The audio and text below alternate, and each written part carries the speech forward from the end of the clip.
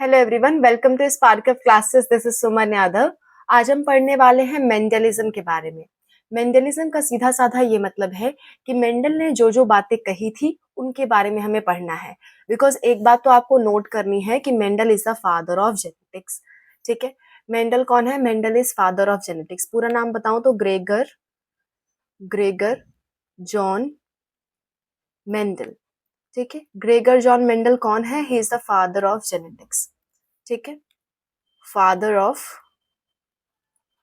of genetics. Just a minute.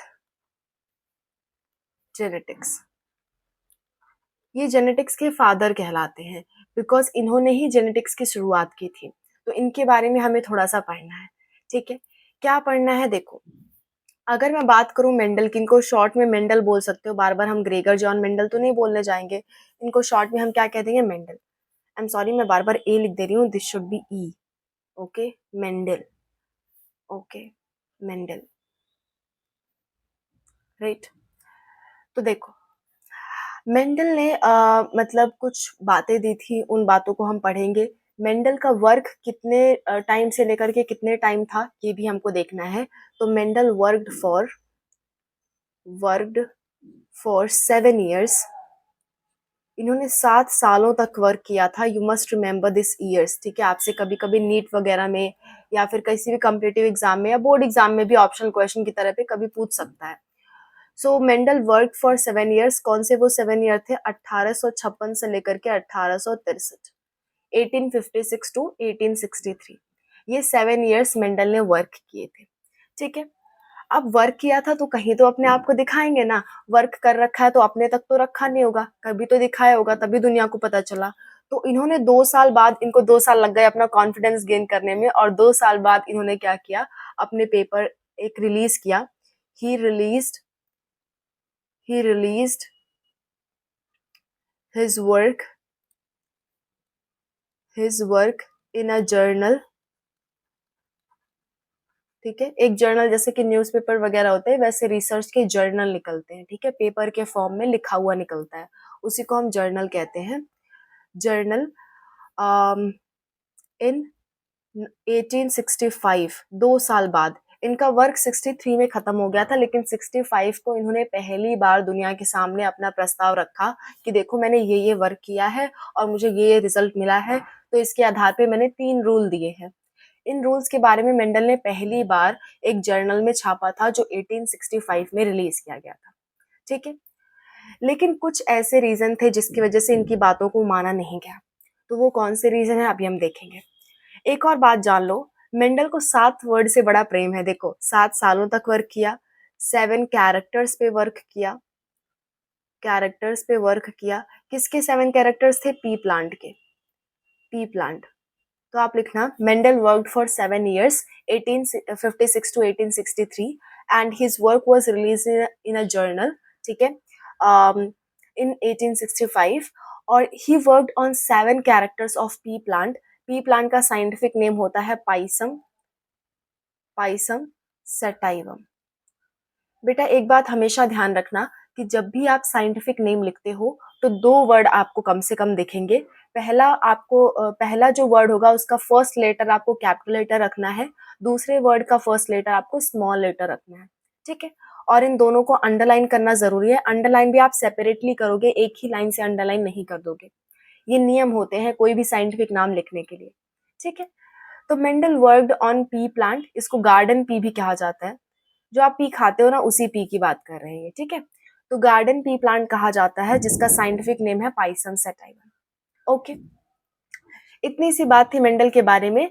लेकिन अब जो इन्होंने अपना वर्क जो दिखाया था दुनिया के सामने, उसे दुनिया ने माना नहीं। इतनी जल्दी कोई किसी की बात कैसे मान ले?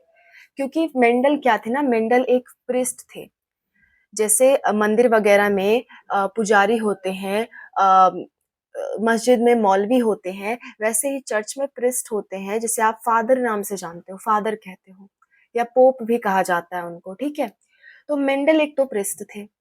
तो अगर मान लो कोई साइंस का कन्वर्सेशन चल रहा हो, वहां कोई पंडित आकर के कुछ बोले कि देखो ये चीजें होती हैं दुनिया में, तो लोग उसे नकार देंगे। है ना? कहेंगे अरे पंडित की बात थोड़ी मानेंगे, हम तो साइंस पे बिलीव करते हैं, हम गॉड वगैरह पे बिलीव थोड़ी करते हैं, तो हम क्यों इनकी बात मानें? तो पहला रीज़न मेंडल के वर्क को दुनिया के सामने ना लाने का पहला रीज़न हो गया कि वो प्रिस्ट थे। लोगों ने उन्हें हल्के में ले लिया, ठीक है? तो इस पूरे को मैं इरेज़ करती हूँ, फिर एक क्वेश्चन लिखते हैं कि why Mendel's work was not recognised, ठीक है? तो ये क्वेश्चन आपसे पूछा जाता है, आपको लिखना पड़ता है। पॉइंट वाइज़ मैं आपको बताऊँगी क्यों लोगों ने एक्सेप्ट नहीं किया मेंडल का वर्क, ठीक है? तो इस पूरे को मिटाती हूँ मैं, फिर बताती हूँ आपको। देखो, एक बार मैं लास्ट में रिवाइज़ कराती हूँ, तो आप वीडियो को लास्ट तक ज़रूर देखा करो ताकि आपका रिविज़न अच्छे से हो सके। कोई भी चीज़ पढ़ने के बाद रिवाइज़ ज़रूर करना चाहिए। जैसे मैंने पढ़ा दिया, मैं पढ़ाने के बाद रिवाइज़ कराती हूँ। तो तरीका तो ये है बेटा कि मैं रिवाइज़ करा दिया, आपने फ़ोन रख दिया, उसके बाद आप एक बार कॉपी ज़रूर देखो कि हमने क्या-क्या पढ़ा, ठीक है? फिर अगले दिन जब आप मेरा लेक्चर ले रहे हो, उस दिन से पहले वापस से एक बार देखो कि आपने क्या पढ़ा था, उसके बाद पढ़ने बैठो। ये पढ़ने का सही तरीका होता है, इसके थ्रू दिमाग में चीज़ें बैठी रहेंगी, ठीक है? आपको अलग से टाइम निकाल के याद करने की ज़रूरत नहीं पड़ेगी। आप कोई भी किसी का भी क्लास लेते हो, मेरी ही नहीं किसी की भी क्लास लेते हो आप, क्लास अटेंड करने के बाद लास्ट में रिवाइज़ किया करो। जब फ़ोन आप रख देते हो अटेंड करने के बाद तो लास्ट में रिवाइज़ किया करो, देखो क्या-क्या पढ़ा है, एक बार सरसरी निगाह से देख लिया करो। उसके बाद अगले दिन जब वापस से वही क्लास लेने जाओ, तो एक बार ज़रूर देख के जाओ कि आपने क्या पढ़ा था। इससे आपके माइंड में चीज़ें स्टोर रहती हैं और ऐसा हमेशा हर दिन करना चाहिए जब भी आप नया लेक्चर लेते हो। कम से कम प्रीवियस लेक्चर तो देखा करो, ठीक है? चलो मेरा मेरा फ़र्ज़ है मुझे मुझे आपको सिर्फ़ पढ़ाना नहीं है, मुझे आपको सिखाना भी है कि कैसे वास्तव में पढ़ते हैं, ताकि आप पे बोझ ना फ़ील हो। पढ़ाने को बहुत लोग पढ़ा देंगे, बहुत अच्छे-अच्छे लोग पढ़ा देंगे, पर मेरी ज़िम्मेदारी है कि मैं किसी भी तरह आपके दिमाग में वो चीज़ें बसा दूँ, ठीक है? तो मैं बीच-बीच में टाइम निकालते हुए ऐसी चीज़ें बताती रहूँगी, तो इससे स्किप मत करना, आपके लिए बेनिफिशियल है ये। चलो, एक क्वेश्चन आपसे पूछा जाता है, बड़ा ही कॉमन सा question, why Mendel's work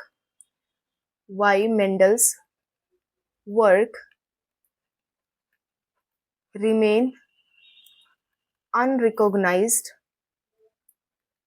recognised till 1900। देखो उन्होंने 1865 में ही अपना वर्क दे दिया था, लेकिन 1900 ईस्वी तक उनका वर्क को किसी ने आइडेंटिफाई नहीं किया, किसी ने उनको तवज्जो नहीं दी। 1900 में ऐसे कुछ साइंटिस्ट आएँगे जिन्होंने इनके वर्क को रीडिस्कवर किया, उसके बारे में अभी बाद में बात करेंगे।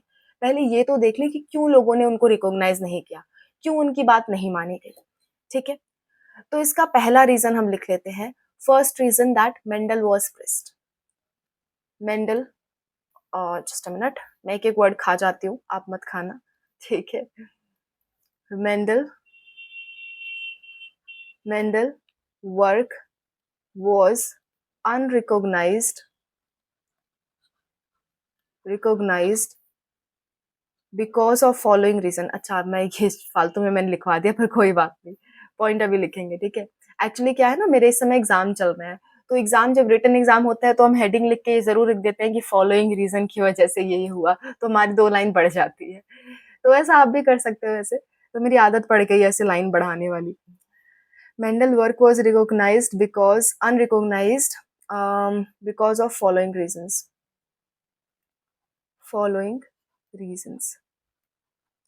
ठीक है?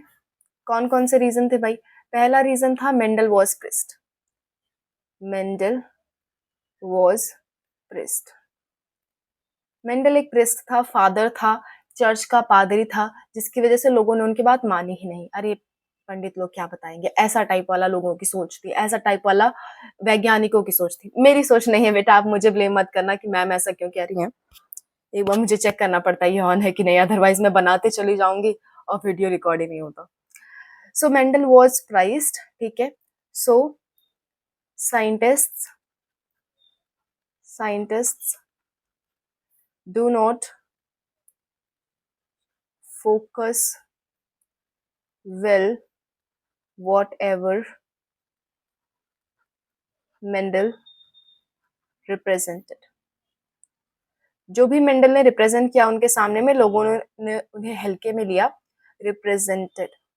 लोगों ने उन्हें हल्के में लिया क्योंकि वो एक पादरी थे, तो उन्होंने बहुत हल्के में लिया मेंडल को और मेंडल की बात सही तरह से सुनी ही नहीं। दूसरा रीज़न, सेकंड रीज़न, देखो अगर कुछ लोगों ने नहीं सुना तो आजकल क्या है, अगर आपकी कोई सुनेगा नहीं, आप सोशल मीडिया पे डाल दोगे। लेकिन मेंडल के पास थोड़ी सोशल मीडिया था, कम्युनिकेशन की कमी थी उस टाइम। 1865 में कम्युनिकेशन की बहुत कमी थी, जिसकी वजह से मेंडल का वर्क बहुत सारे लोगों तक पहुंचा ही नहीं। जिन लोगों तक पहुंचा उन्होंने माना ही नहीं, और जिन तक नहीं और बहुत सारे लोगों तक पहुंचा ही नहीं। क्योंकि अगर 100 लोगों को आप रिप्रेजेंट करोगे, तो हो सकता है 100 में से 80, 90 या 99 ना माने आपकी बात। लेकिन अगर आप 1 करोड़ लोगों के सामने रिप्रेजेंट करोगे, तो निश्चय है आपकी बात से कुछ लोग, कुछ परसेंट लोग ही तो सहमत होंगे। कम से कम 100, 200, 300, 400, 1000 तो सहमत होंगे करोड़ों में से। ऐसा तो होगा। ऐसा कभी नहीं होता है कि आप कुछ बात कहो, उससे कोई सहमत ना हो। आप कोई भी बात कह के देख लेना, चाहे अच्छी या बुरी, और आप करोड़ों लोगों के सामने रिप्रेजेंट करना, कोई ना कोई तो उससे ज़रूर सहमत हो जाएगा। तो अगर आप नंबर ऑफ पीपल बढ़ा देते हो जिनको आप अपना वर्क दिखा रहे हो, तो आपकी सहमति लेवल बढ़ जाती है, ठीक है? तो इनके पास क्या था? Lack of communication, lack of communication, communication. Lack of communication की वजह से मेंडल का वर्क बहुत लोगों तक नहीं पहुंचा, इसीलिए उनके वर्क को रिकॉग्नाइज नहीं किया गया लोगों द्वारा। थर्ड, थर्ड रीजन क्या था? मेंडल ने फर्स्ट टाइम बायोलॉजी में मैथमेटिक्स का यूज किया था। अब लोगों ने कहा है, बायोलॉजी में मैथमेटिक्स, ये कैसे आ सकता है? मैथमेटिक्स एक अलग चीज है, बायोलॉजी एक अलग चीज है, तुम कह रहे हो कि मैथमेटिक्स और बायोलॉजी दोनों मिला दोगे, है ना? तो लोगों ने कहा हटो, जाओ यहाँ से, मैथमेटिक्स बायो का कोई कॉम्बिनेशन नहीं है, जाओ यहाँ से। जैसे मान लो, अगर आप मैथ्स के स्टूडेंट होते, ठीक है, अच्छा चलो मैथ्स के नहीं होते, लेकिन आपने क्लास 10th में ट्रिग्नोमेट्री पढ़ी है ना? ट्रिग्नोमेट्री आपने पढ़ी है, साइन कॉस थीटा, है ना? और जो भी होते हैं साइन कॉस टैन सेक, ये सारी चीजें आपने पढ़ी हुई है। लेकिन अगर आपको ये सारी चीजें नहीं पढ़ाई गई होती, तो आपके सामने अचानक से कोई इन चीजों का जिक्र करता, तो आपके कुछ समझ में ही नहीं आता। ऐसे ही साइंटिस्ट लोग थे, उन्होंने मैथ्स तो पढ़ा नहीं था, बायोलॉजिस्ट जो थे उन्होंने मैथ्स तो पढ़ा नहीं था, लेकिन मेंडल ने अपने जो भी नियम दिए उनमें मैथ का यूज दिखा दिया। अब उनका दिमाग हट गया, वो कहे क्या फालतू बात कर रहे हो, पता नहीं क्या बोल रहे हो, कुछ समझ में नहीं आ रहा, जाओ यहाँ से, मैथ वैथ नहीं आता है बायोलॉजी में, ऐसा करके उन्हें भगा दिया। तो क्यों उनकी अनरिकॉग्नाइज्ड रहने का एक और रीजन था, because he used mathematics in biology, ठीक है? Mendel was first to use mathematical mathematical concepts in biology, which was not accepted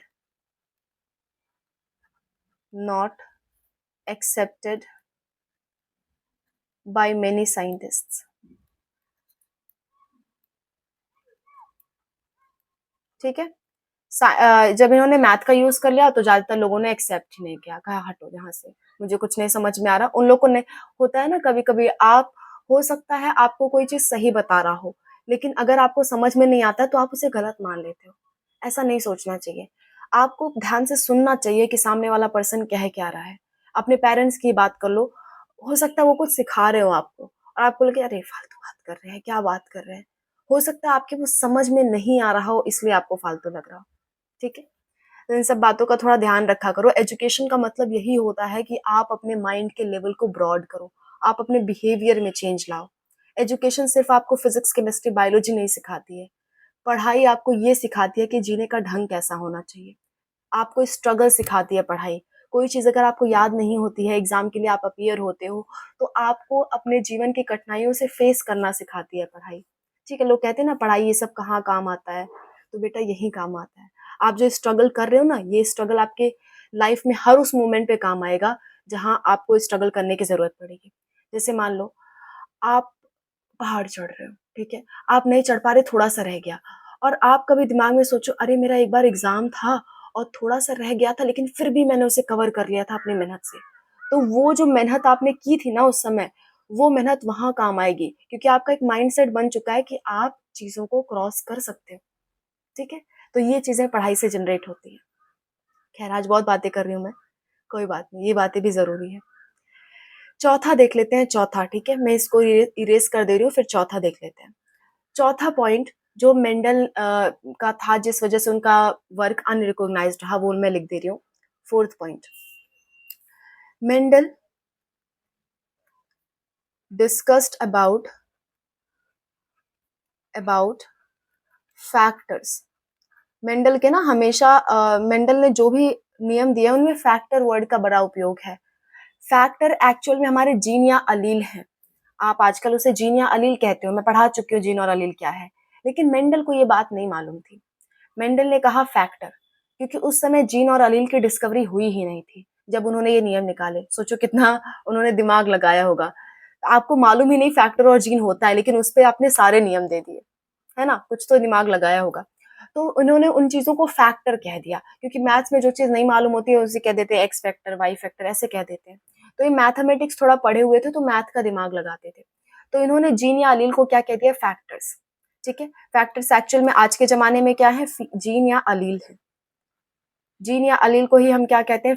Mendel कहते हैं फैक्टर्स। ठीक है? ही डिस्कस्ड अबाउट फैक्टर, बट उनके पास कोई प्रूफ नहीं था फैक्टर के एग्जिस्टेंस का। But he did not have any proof for existence of factors. He did not had any proof. Just a minute. Did not have any proof for existence of factors. Factor exist करते भी है कि नहीं इसका कोई proof नहीं था Mendel के पास, क्योंकि उस टाइम तक इतना अच्छा माइक्रोस्कोप डिस्कवर ही नहीं हुआ था कि वो सेल के अंदर के जीन को देख सके। उस समय डिस्कवर ही नहीं हुआ था। तो मेंडल यहाँ पे हेल्पलेस पड़ गए। लोगों ने पूछा कि फैक्टर कैसे पता आपको फैक्टर होते हैं, तो मेंडल वहां पे हेल्पलेस पड़ गए, वो बता नहीं पाए। ठीक है? तो ये भी एक रीजन था जिसकी वजह से लोगों ने उनकी बात नहीं मानी। एक आखिरी रीजन पढ़ लेते हैं, फिफ्थ रीजन। इन्होंने जो नियम दिए थे ना, वो बड़े ही कॉन्ट्रास्टिंग कैरेक्टर्स के थे। मतलब या तो हाँ या तो नहीं, टू द पॉइंट, बीच का कुछ नहीं इन्होंने दिया था। जैसे मान लो इन्होंने कहा कि हाइट होती है तो सिर्फ लंबी होती है या फिर सिर्फ छोटी होती है, मीडियम नहीं होती है। लेकिन आपको मालूम है हाइट सिर्फ लंबी या सिर्फ छोटी नहीं होती, मीडियम साइज के लोग भी होते हैं। ऐसा थोड़ी है कि सिर्फ लंबा व्यक्ति है और सिर्फ छोटा है, मीडियम साइज के भी होते हैं। तो ये बात यहाँ पे गलत हो जाती है। कई सारे मेंडल के ऐसे नियम थे जो रियल लाइफ में एग्जिस्ट नहीं कर रहे थे। उनको देखा गया तो वो एग्जिस्ट नहीं कर रहे थे। ठीक है? तो इसलिए भी मेंडल की बात नहीं मानी गई थी। तो इसको भी आप लिख लेना, Mendel Mendel's law were not applicable in realistic life because he talked about contrasting traits। ठीक है? मेंडल ने कॉन्ट्रास्टिंग ट्रेट्स की बात की थी। कॉन्ट्रास्टिंग ट्रेट्स मतलब बिल्कुल ही अपोजिट ट्रेट्स। ट्रेट मैंने बता रखा है, कोई एक कैरेक्टर हो, कैरेक्टर का एक स्पेसिफिक बात हम बता दे तो उसे ट्रेट कहते हैं। जैसे मैं कहूँ हेयर कलर, ये क्या है? कैरेक्टर। लेकिन अगर मैं कहता हूँ ब्लैक हेयर कलर, तो ये क्या हो गया? ट्रेट। ठीक है? तो मेंडल ने कहा कि दो कॉन्ट्रास्टिंग एकदम अपोजिट ट्रेट होते हैं, जैसे कि एक लंबा हुआ तो एक छोटा होगा। हाइट की अगर मैं बात करूं कैरेक्टर की, तो एक लंबा एक छोटा, ऐसा मेंडल ने कहा। तो जो कि एक्सेप्टेबल नहीं था साइंटिस्ट के लिए। ठीक है?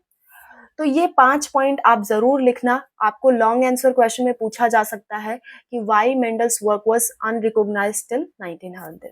ठीक है?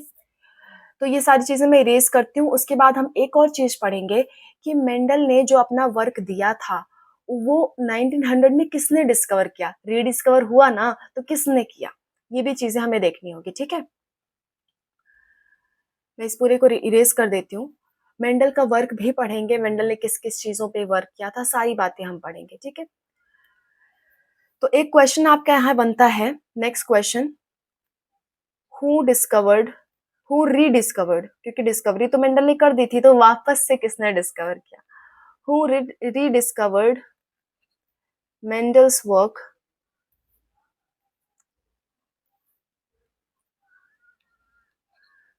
Mendel's work in 1900। 1900 में किसने किसने मेंडल के वर्क को रीडिस्कवर किया? तो ऐसे 3 साइंटिस्ट थे। ठीक है? कितने साइंटिस्ट थे? 3 साइंटिस्ट थे। नंबर 1 थे आपके वॉन स्केमार्क, और आपका है कार्ल कोरेंस। ये 3 ऐसे साइंटिस्ट थे, बड़े ईमानदार साइंटिस्ट थे। ऐसा क्यों? मैं बता रही हूँ क्या ऐसा क्यों मैं बोल रही हूँ। देखो, जैसे मान लो मैंने कोई काम किया। अच्छा, 1900 में ना मेंडल मर चुके थे बेचारे। मेंडल के जीते जी उन्होंने उनको वो चिल्लाते रह गए कि मान लो मेरी बात, मैं सही कह रहा हूँ, सही रिजल्ट है, लेकिन किसी ने माना ही नहीं। जब मेंडल मर गए ना, उनके मरने के बाद ये 3 साइंटिस्ट आए और इन 3 साइंटिस्ट ने जेनेटिक्स पे ही वर्क किया। और वर्क किया तो उनके रिजल्ट जो उन्होंने निकाले ना, तो उन्होंने चेक किया ऐसा किसी ने बता रखा है कि नहीं। जैसे मान लो आप कोई पोयम लिखोगे, ठीक है? मान लो आप पोयम लिख रहे हो और आप अपने मतलब फ्रेंड्स के सामने जाके वो पोयम बता दो। तो हो सकता है फ्रेंड्स ने आपके वो पोयम सुनी हो पहले, तो कह देंगे अरे झूठ बोल रहे हो, तुमने थोड़ी लिखा है, ये तो पहले से है। तो आपको चेक करना पड़ता है एक बार कि ये पोयम वास्तव में किसी से मैच तो नहीं कर रही। ऐसे ही साइंटिस्ट लोग होते हैं, वो लोग रिसर्च करते हैं तो देखते हैं कि हमारा जो रिसर्च का रिजल्ट है वो किसी ने ऑलरेडी तो नहीं बता रखा। तो ऐसा रिसर्च इन लोगों ने किया, इन्हें पता चला कि अरे ये तो मेंडल ने बता रखा था और कई साल पहले बता रखा था और लोगों ने इसे माना ही नहीं। मेरे घर के पास ना ट्रेन आती जाती रहती है, तो प्लीज इग्नोर दैट। तो इन्होंने देखा कि अरे हमारे रिजल्ट तो मेंडल से मैच कर रहे हैं। तो इन्होंने ऐसा नहीं सोचा इन लोगों ने कि मेंडल के वर्क को दबा देते हैं, अपना नाम उठा लेते हैं। नहीं, ये चोर टाइप के लोग नहीं थे, ये बड़े ईमानदार लोग थे। इन्होंने मेंडल को सामने लाया। आज जो मेंडल का आप पढ़ रहे हो ना, वो इन्हीं तीनों की वजह से पढ़ रहे हो, क्योंकि इन तीनों ने मेंडल का नाम सामने लाया। ठीक है, तो बड़े ईमानदार साइंटिस्ट थे बेचारे, बहुत अच्छे थे। तो इन सारे ने क्या किया, मेंडल के वर्क को रीडिस्कवर किया, थोड़ा बहुत उसमें मॉडिफिकेशन किया और लोगों के सामने लाया। ठीक है, तो ये तीनों साइंटिस्ट का नाम आप याद रखना, कभी कभी ऐसा क्वेश्चन पूछ लेता है तो आपको नाम याद रखना पड़ेगा साइंटिस्ट का। बायोलॉजी में सिर्फ 2 ही ऐसे यूनिट हैं जिनमें आपको साइंटिस्ट का नाम और डेट याद रखनी पड़ती है। पहला तो जेनेटिक्स और दूसरा इकोलॉजी। और किसी भी चैप्टर के आपको साइंटिस्ट या डेट याद रखने की कोई जरूरत नहीं है, चाहे मैं 11th की बात करूं या 12th की बात करूं। ठीक है, 12th में खाली आपको जेनेटिक्स और इकोलॉजी का याद रखना पड़ता है, बाकी किसी चैप्टर का याद रखने की कोई जरूरत नहीं है। Okay, so this was all about the session. कल हम पढ़ लेंगे ये मेंडल का वर्ड रिडिस्कवर वाला भी हो गया। कल हम पढ़ेंगे मेंडल ने वास्तव में कौन कौन से नियम दिए थे, मेंडल ने क्या क्या बातें कही थी, वो सारी बातें हम पढ़ेंगे। और फिर उसके एक्सेप्शन भी पढ़ेंगे कि कहाँ कहाँ पे रियल लाइफ में उसका एप्लीकेशन नहीं हो पाता है। ठीक है, तो कल के लेक्चर में हम पढ़ेंगे मेंडल्स लॉ और नेक्स्ट लेक्चर में हम पढ़ेंगे एक्सेप्शन ऑफ मेंडल्स लॉ। ठीक है, so wish you all the best, मिलते हैं नेक्स्ट वीडियो में।